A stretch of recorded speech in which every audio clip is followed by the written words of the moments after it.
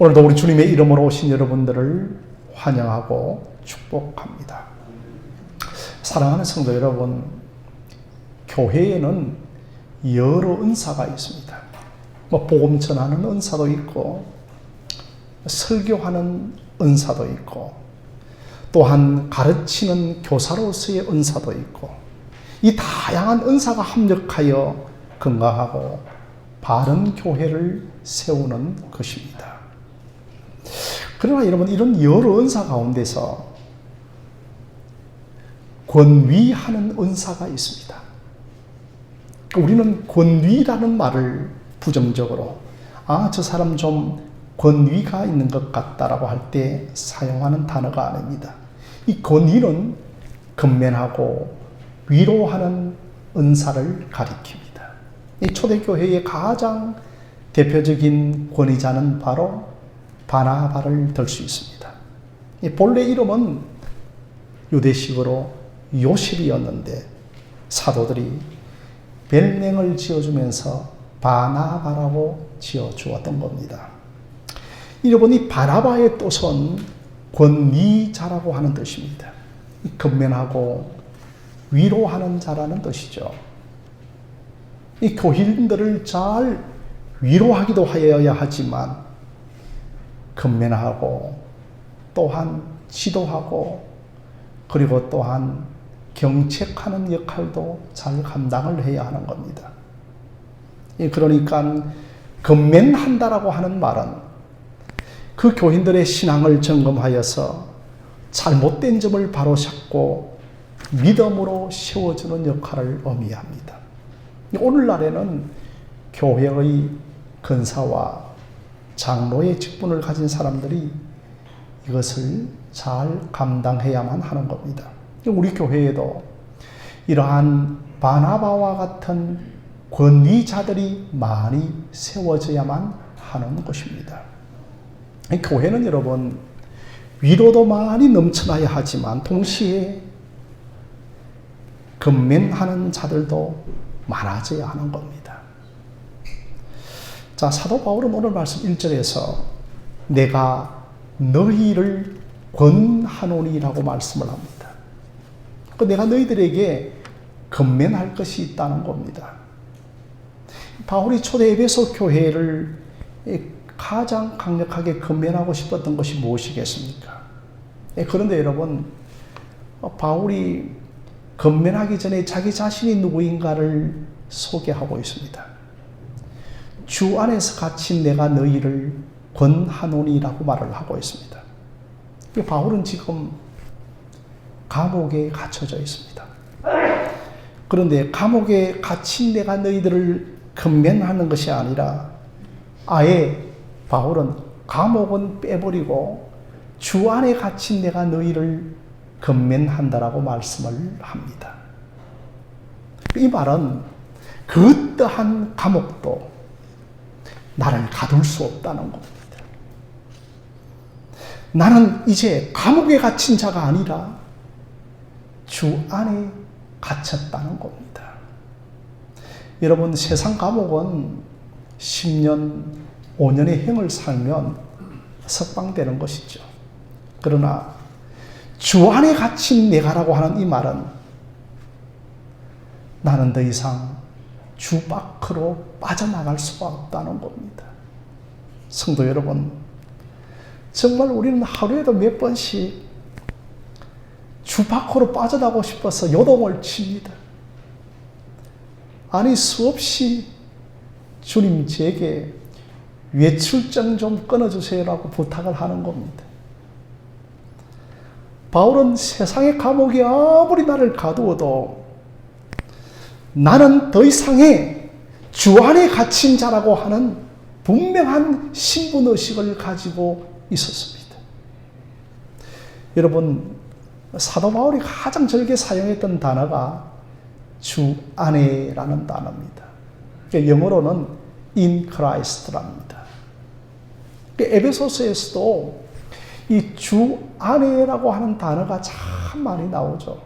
그래서 1절을 보면 에베소에 있는 성도들에게 예수 안에 있는 신실한 자들에게 편지한다라고 말합니다.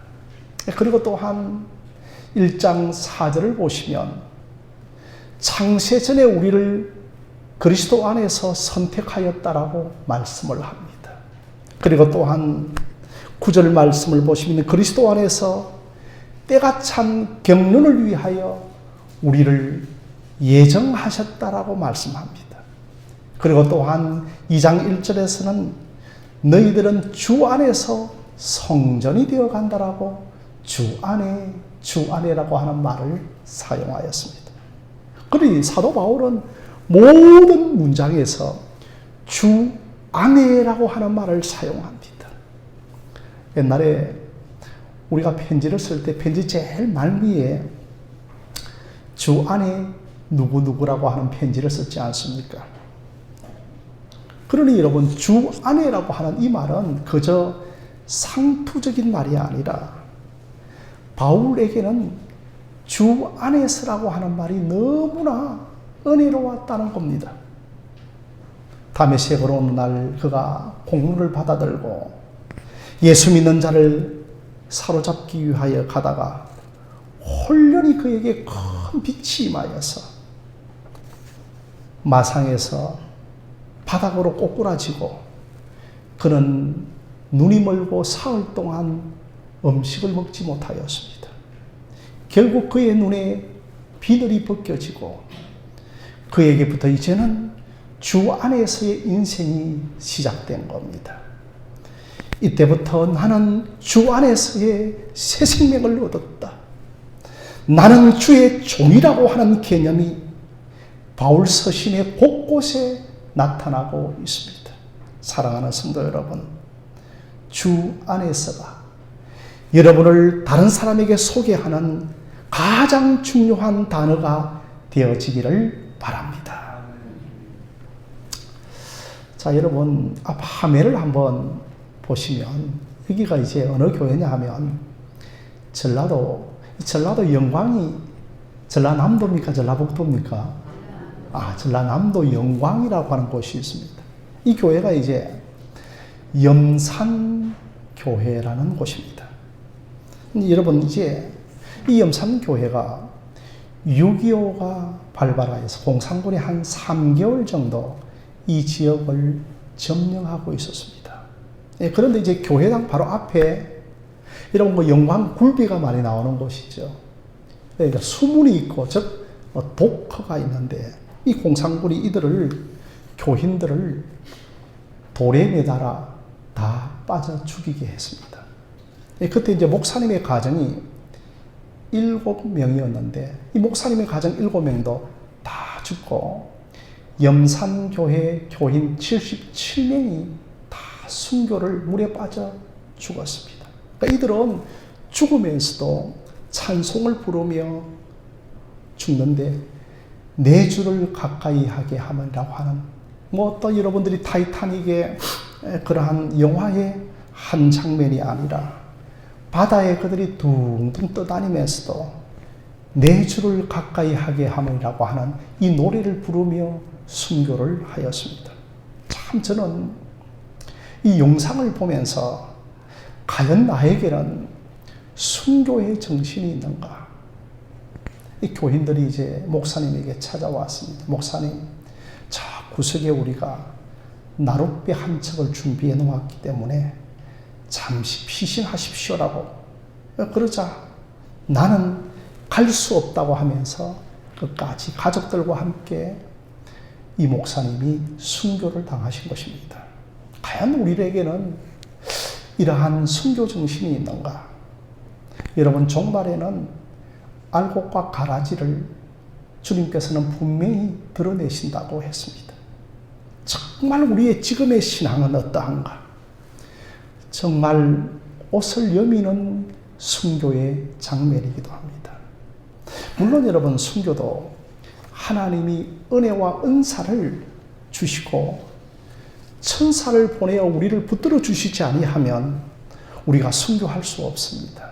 그러나 이들에게는 주 안에서가 생명보다 더 소중했기 때문입니다. 그래서 여러분, 바울이 주 안에 갇히지 않았다면 왜 육체적인 감옥에 갇혔겠습니까?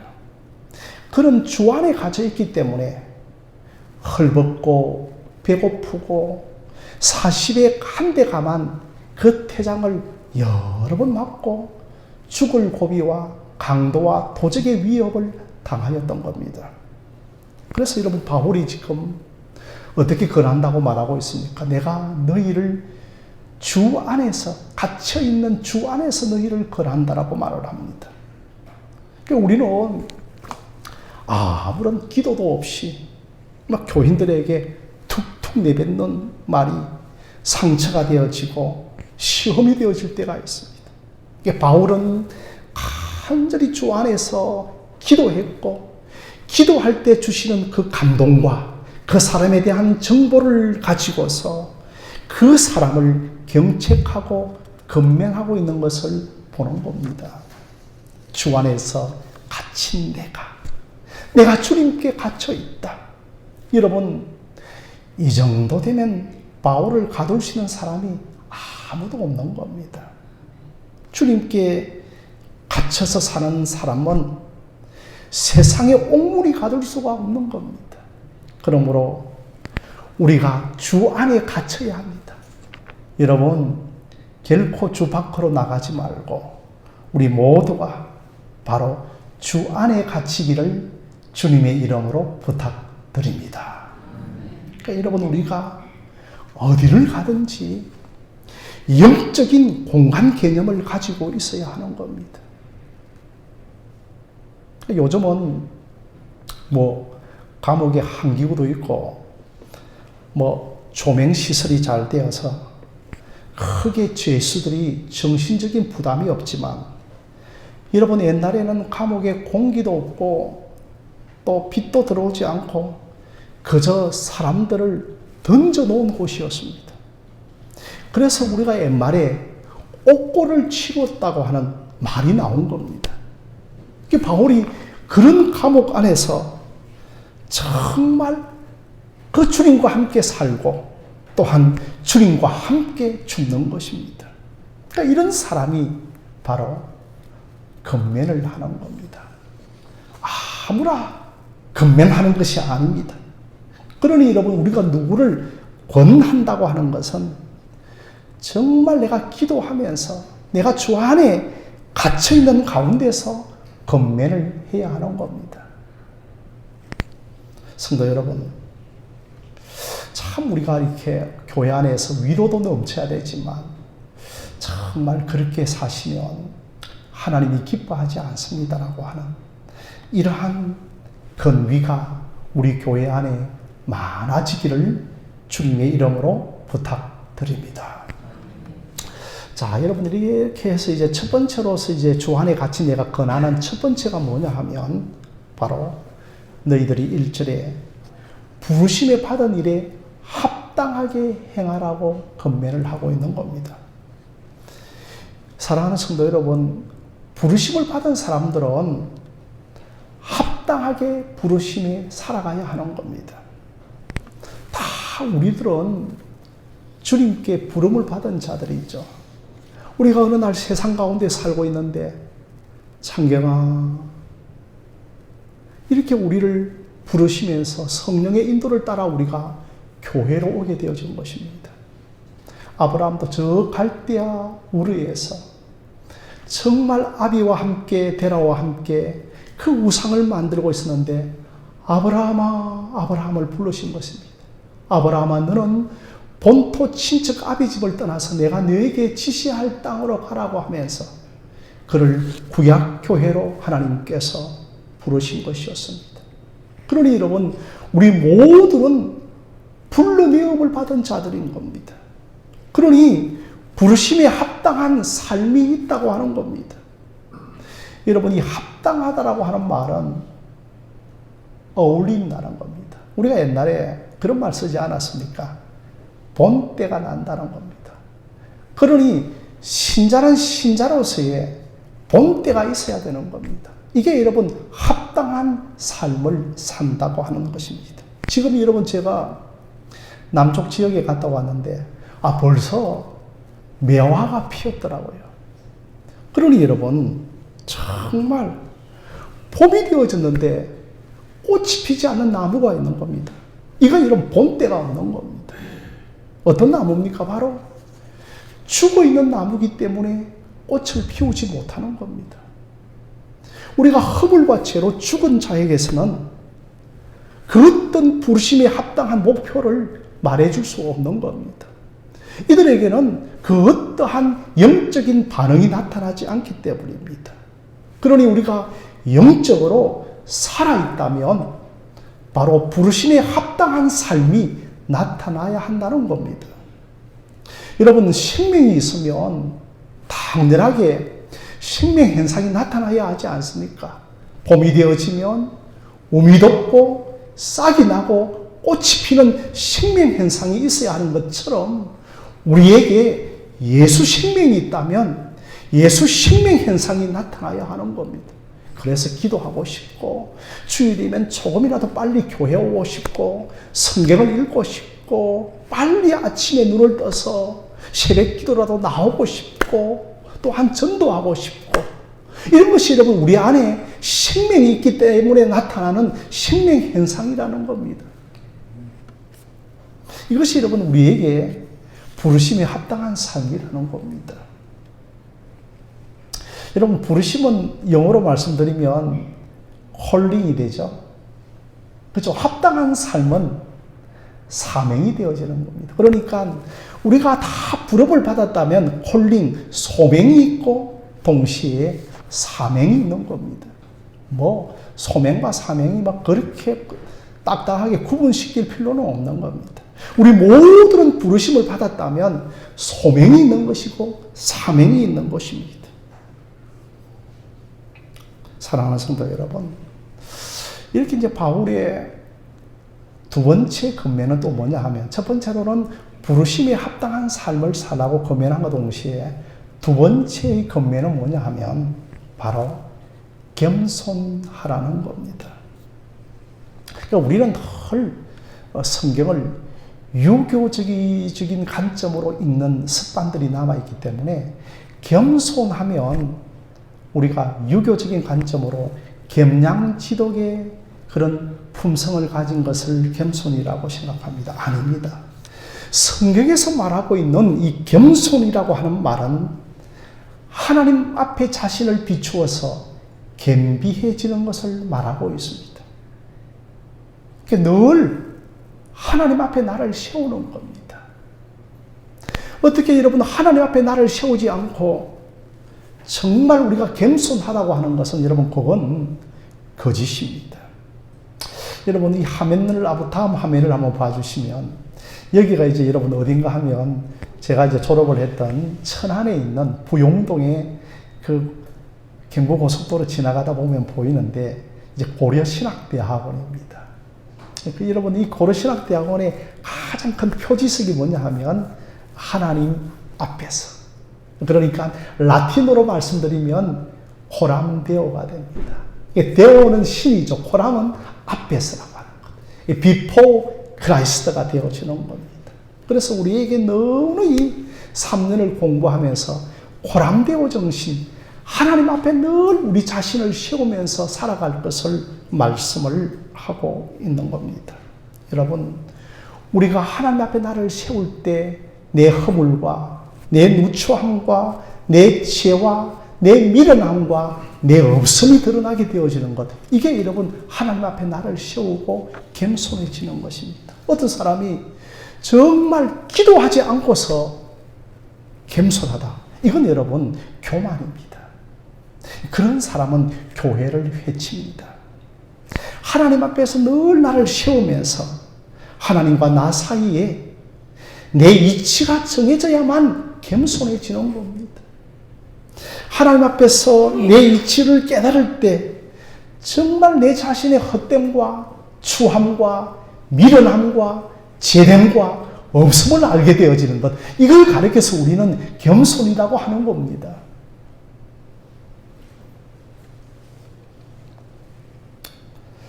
그래서 여러분 빌립보서 2장에 너희 안에 이 마음을 품으라 곧 예수 그리스도의 마음이라고. 날마다 겸손의 모범 되시는 그리스도 예수를 바라보면서 우리 안에 정말 하나님 앞에서의 겸손한 은혜가 있기를 주님의 이름으로 부탁드립니다. 겸손하지 않는 사람은 자기 자신을 보지 못하는 겁니다. 이런 사람들은 여러분, 다른 사람들을 힘들게 하는 겁니다. 사랑하는 성도 여러분, 이 겸손이라고 하는 것이 참 목사인 제게 가장 취약한 부분입니다. 그러나 제가 부족하다고 해서 이 설교를 하지 말라는 것이 아니었습니다. 너는 부족하지만 복음은 완전하기 때문에 이 겸손에 대하여 설교하라고 주님께서 내게 감동을 주시는 겁니다. 사랑하는 성도 여러분, 우리 예수님께서는 참으로 높은 자리에서 낮아지신 것입니다. 우리는 낮아지는 것이 뭡니까? 죄인의 자리에서 죄인으로 낮아지는 것 아닙니까? 그러니 우리는 겸손이신 예수 그리스도를 바라보아야만 하는 겁니다. 그래서 어거스틴은 늘 말했습니다. 첫째도 겸손이요, 둘째도 겸손이요, 셋째도 겸손이라고 한 겁니다. 참으로 여러분, 우리가 겸손하지 아니하면 신앙 성숙이 일어나지 않는 것이죠. 자, 세 번째로 사도 바울이 건면했던 거 뭐냐 하면 바로 2절에 온유로 하고라고 말씀을 하고 있습니다. 바울은 에베소 교인들에게 온유할 것을 건면합니다. 여러분, 온유하면 또 우리가 유교적인 품성으로 생각하죠. 그래서 정말 온유한 성품과 기질을 가진 것을 우리는 온유라고 생각합니다. 아, 정말 저 사람은 젠틀하고 부드러운 심성을 가진 것을 온유라고 생각합니다. 심지어 어떤 사람이 우유부단한 성격을 가진 것을 가리켜서 우리는 온유라고도 합니다. 그러나 성경에서 말씀하고 있는 이 온유는 야생마를 잘 길들여서 주인에게 고분고분해지는 것을 온유라고 하는 겁니다. 주인이 봄철에 이야 하면 앞으로 가고, 자라 하면 이 소가 자러 가게 되어지고, 우라 하면 전혀 생각 없이 그 즉시 우러 가게 되어지는 것, 이런 것을 가리켜서 우리는 온유다라고 말을 하는 겁니다. 그러니 여러분, 인간적으로 생각하면 온유한 사람이 오히려 더 강박하고 고집스럽고 쉽게 깨어지지 않는 것을 보게 되어집니다. 그러므로 성경에서 말씀하고 있는 이 온유는 바로 하나님의 말씀에 즉각적으로 순종하는 것을 말하는 겁니다. 지금까지 하나님의 말씀이 내 마음에 탁 떨어질 때에 계산하고 또한 아니요하고 부분적으로 하나님의 말씀을 순종하던 내가 이제는 더 이상 하나님의 말씀에 아니요는 없고 예만 있는 것이 여러분 온유한 심령이라고 말하는 것입니다. 그러니 여러분, 성령의 역사로 말미암아 이제부터 하나님의 말씀이 내 심령에 떨어질 때 그 성령의 감화로 하나님의 말씀을 즉각적으로 직선적으로 수납하는 것을 가리켜 온유한 심령이 되었다라고 말을 하는 겁니다. 여러분, 이런 사람은 이제 이때부터 옥토에 뿌린 좋은 씨앗처럼 열매가 맺어지기를 시작하는 것이죠. 성경에서 말씀하고 있는 온유한 사람의 가장 대표적인 사람이 누굽니까?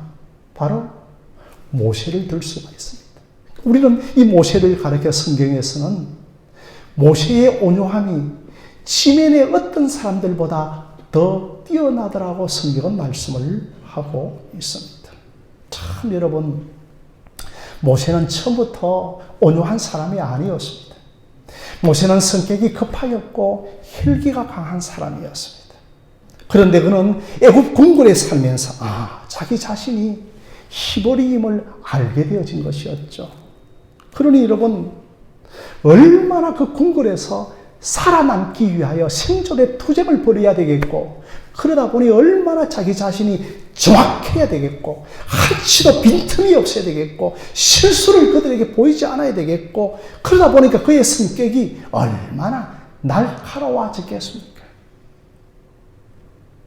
그런 것을 여러분, 히브리인으로서 살아남을 수 있다고 하는 것은 그가 메사에 정확했고 날카로웠을 것입니다. 그가 이제 왕궁을 나와서 하나님을 대면합니다. 자신이 하나님을 대면하였다기보다는 하나님께서 모세를 대면해 주었던 겁니다. 여러분, 이것이 바로 모세의 가장 큰 은혜요 특권입니다. 그래서 모세가 하나님을 대면하고 오면 사람들이 모세의 얼굴을 볼 수가 없는 거예요. 그 모세에게 하나님의 영광의 빛이 너무 강력해서 모세의 얼굴을 대면할 수가 없는 겁니다. 그러니 여러분, 모세가 무엇으로 말미암아 온유해졌냐 하면 하나님을 대면하면 대면할수록 모세가 온유해졌던 겁니다. 우리도 늘 하나님의 말씀을 가까이 두고 말씀 앞에 머무는 시간이 많아지고 말씀을 듣고 말씀을 읽을 때 우리의 심령이 온유해지는 겁니다. 저와 여러분들이 정말 하나님의 말씀 앞에 머무는 시간이 많아지기를 주님의 이름으로 부탁드립니다. 제가 이번 주간에 설교를요, 한 6편을 연속으로 6시간을 들었던 적이 있었습니다. 그때 저는 얼마나 감사했는지 모릅니다. 정말 그가 저는 그 유튜브 인터넷 안에서 제 복음의 동지를 만났던 겁니다. 나와 같은 이 복음의 길을 같이 하고 있는 복음의 동지를 만났을 때에 얼마나 제가 기뻤던지 모릅니다. 6시간 동안 쉬지 않고 설교를 들으면서 제 심령이 얼마나 온유해지는지 모릅니다. 여러분, 우리의 다짐과 우리의 용기로 온유해지는 것이 아니라 말씀 앞에 머무는 시간이 많고 말씀을 들으려고 하는 시간이 많고 또한 말씀 앞에 읽을 때에 저와 여러분들의 심령이 온유해질 줄로 믿습니다. 말씀을 들으면 들을수록 말씀을 읽으면 읽을수록 우리가 온유해지는 겁니다. 바울도 여러분 성격이 얼마나 급한 사람입니까? 당장 대제사장들에게 공문을 탁 받아들고 일시에 다메섹까지 올라갑니다. 단숨에 올라가죠.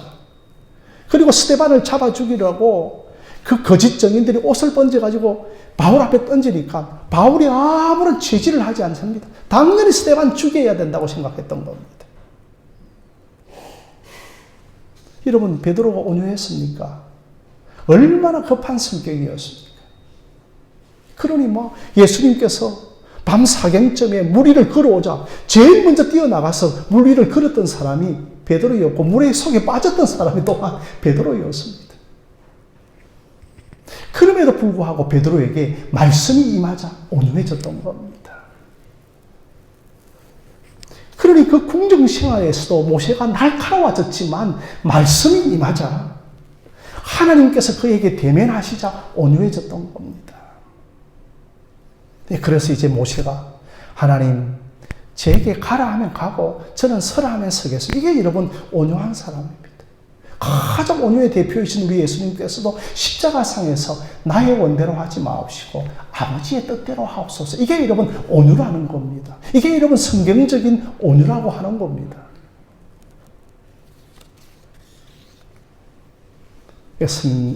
성경에서도 뿐만 아니라 초대교부였던 그 어거스틴은 이런 말을 하였습니다. 나에게 올라타 있는 분이 성령님이시다라고 했습니다. 그래서 성령님이 하나님이 내게 올라타서 나의 그 고삐를 잡고 있다고 했습니다. 여러분, 우리에게 악령이 올라타면 우리 다 낭떠러지에 떨어져 죽습니다. 그래서 우리에게 성령이 올라타셔서 우리의 고비를 잡아당기기도 하고 내 인생의 치질을 내리치기도 하면서 우리를 부르심에 합당한 삶까지 이끌어가는 겁니다. 봄철에 이제 망나니처럼 뛰어다니는 송아지 한 마리를 들고 나가서 고삐를 메고 잡아당기면 얼마나 송아지가, 외양간에 풀어놓은 송아지가 날뛰는지 모릅니다.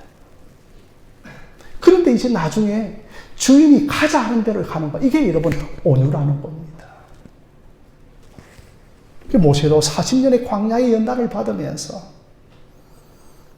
이 땅에서 그 온유함이 지면에 가장 뛰어난 사람이 됩니다. 하나님께서 우리에게 온유한 자로 만들기 위해서 이제 말씀을 적극적으로 수납하는 자로 만들기 위해서, 여러분, 하나님의 말씀은 직선적입니다. 하나님의 말씀을 직선적으로 받기를 주님의 이름으로 부탁드립니다. 그 말씀을 내가 가감하고 왜곡하고 내가 받아들일 수 있는 말씀만 받는 것이 아니라 하나님의 말씀을 직선적으로 받아야 하는 겁니다. 그래서 드디어 이제 모세는 하나님의 말씀을 직선적으로 수납하는 겁니다. 그런데 여러분, 모세가 언제 온유한 사람이 되어지는가 하면 이 40년의 환난, 광야를 통하여서. 그러면 우리를 하나님의 말씀에 온유한 자로 만들기 위해 우리를 환난과 강야로 집어넣을 때가 있는 겁니다. 그래야만 하나님이 우리 위에 올라탈 수가 있기 때문인 겁니다. 비록 주께서 올라타서 나를 구속하시더라도 여러분, 성령이 올라타서 우리 인생을 이끌어가는 저와 여러분들이 되어지기를 주님의 이름으로 부탁드립니다. 그래서 여러분, 바울이 내가 주 안에 갇힌 내가 너희를 건면한다고 하는 것. 여러분, 참으로 우리를 이 하늘샘 교회로 불렀다면 이 교회를 향한 여러분의 사명과 소명이 있는 겁니다. 여러분, 교회를 향한 소명과 사명을 잘 감당하는 여러분들이 되어지시기를 바랍니다. 날마다 호람되어 하나님 앞에 여러분을 세우시기를 바랍니다. 이제 말씀을 그대로 다 받아들이는, 말씀을 직선적으로 수용하는 여러분들이 되어지시기를 바랍니다. 그러니 여러분, 바울이 이 감옥에서 얼마나 애가 탔는지, 그런데 감옥이라고 하는 말을 쏙 빼버리고 주 안에 갇힌 내가 너희를 건면한다고 합니다. 20세기에 위대한 복음 전도자였던 D.L. 무디는 참 형식적이고 맹목상의 그리스도인으로 살았습니다. 그런데 어느 날 이 에베소서 4장 1절에 너희가 부르심에 합당한 삶을 살라고 하는 말이 머리에 망치를 탁 두드리는 그런 충격적인 말씀으로 다가온 겁니다. 내게 부르심에 합당한 삶이 있구나를 그런 깊이 묵상을 하기 시작하면서 그가 변화되어지기를 시작했습니다. 말씀과 기도에 전무하기를 시작했던 겁니다. 그래야 그는 대전도자로 나서게 되어졌던 것입니다. 사랑하는 성도 여러분, 참으로 저와 여러분들이 부르심에 합당한 삶을 사는 여러분들이 되어지시기를 바랍니다. 모든 겸손으로 살아가고 그리고 또한 온유로 살아가는 여러분들이 되어지시기를 바랍니다. 10년, 20년이 지나도 영적 성장판이 멈추면 안 되는 겁니다. 우리에게 정말 영적 성장판이 멈추고 있는 것이 아니라 부르심에 합당한 복음의 진보가 일어나고 믿음의 성장이 일어나고 믿음의 성숙이 일어나서 부르심에 합당한 삶을 살아가는 그런 저와 여러분들이 되어지시기를 주님의 이름으로 간절히 축원드립니다.